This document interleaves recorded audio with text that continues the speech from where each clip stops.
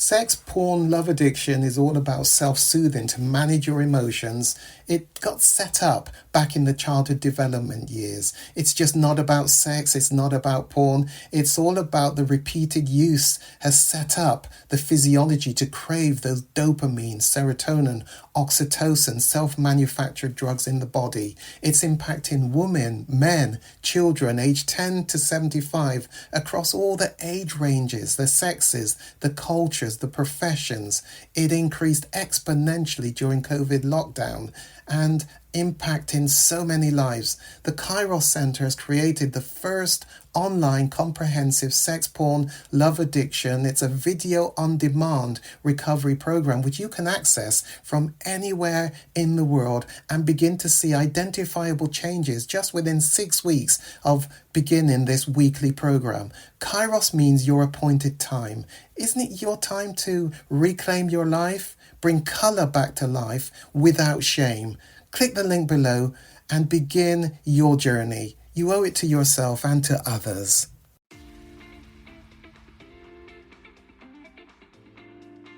5 specific interventions that you promise, contract with yourself, that you will do in a situation where you are really tempted to act out. And these interventions are to act as deterrents, to help you, particularly when logical thinking is going to be offline or going offline. They do need to be difficult enough to do so that they will serve as a deterrent to you acting out in the future. Let me read you what a contract with one particular client might look like.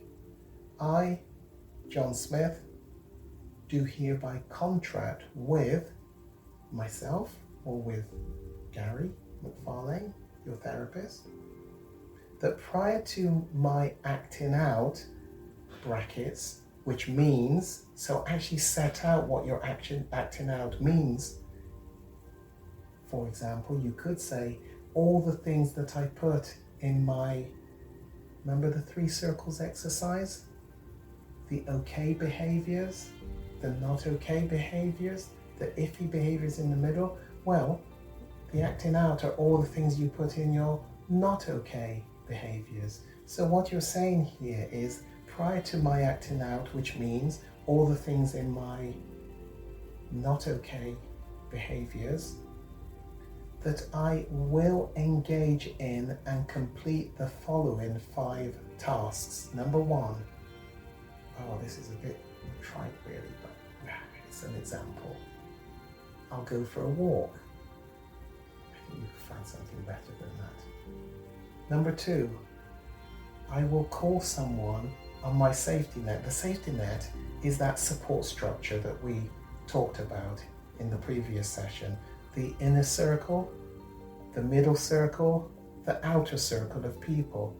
Ideally, you're going to call somebody in your inner circle, but if they're not available, you're going to have to move to your middle circle. But ideally somebody from your inner circle. You will contact them and tell them what's going on for you. This next one, once again, I'm sure you can find something that works better for you. This example though is, I will do 50 push-ups, press-ups as fast as I can. Will that really help? I'm not entirely sure, but it's an example. Number 4, I will read my pillars 1 to 12. That's certainly a good thing to do, because the pillars are there to try to reset you. You should have been doing the pillars anyway, on a daily basis.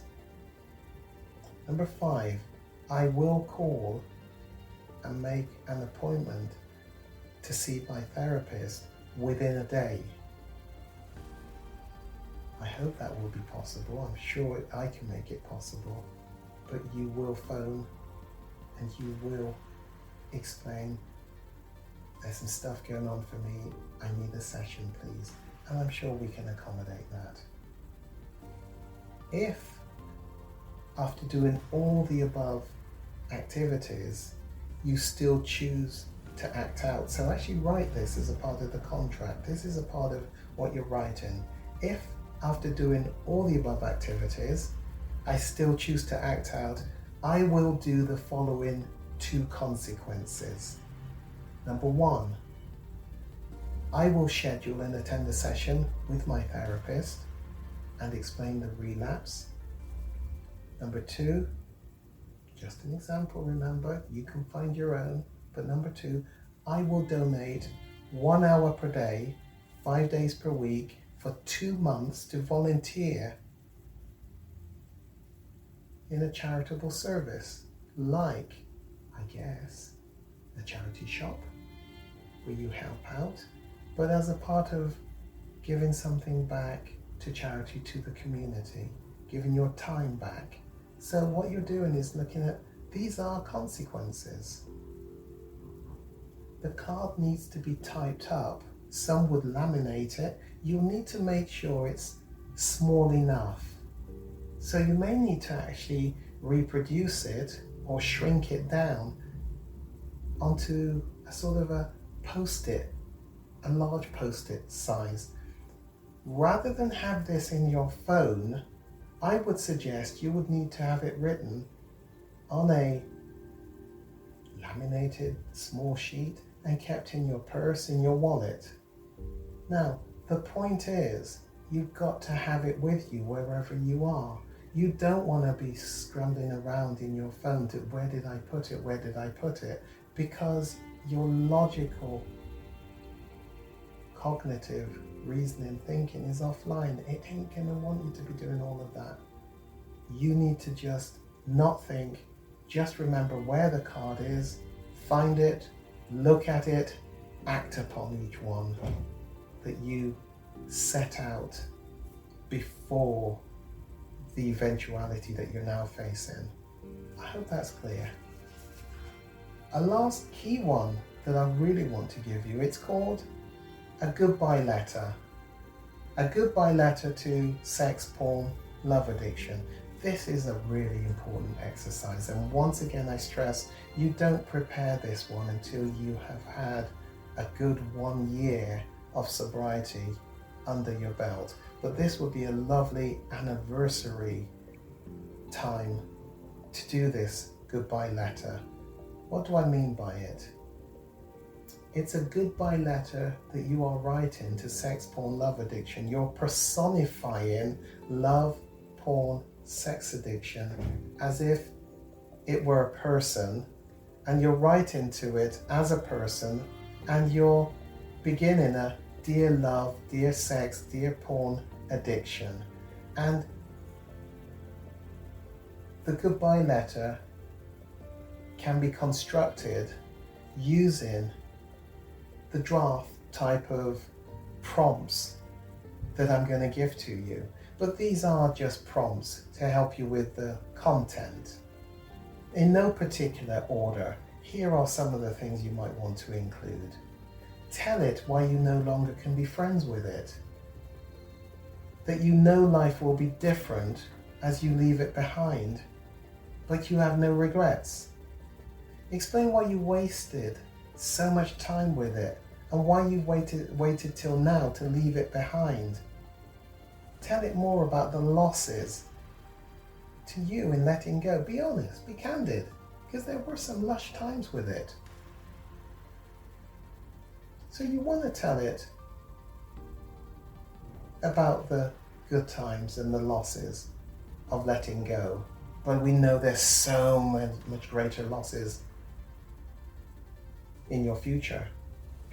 I should say there's so much more benefits in your future for having let it go, and that you're never going back to it. Describe the kind of pain the relationship caused you.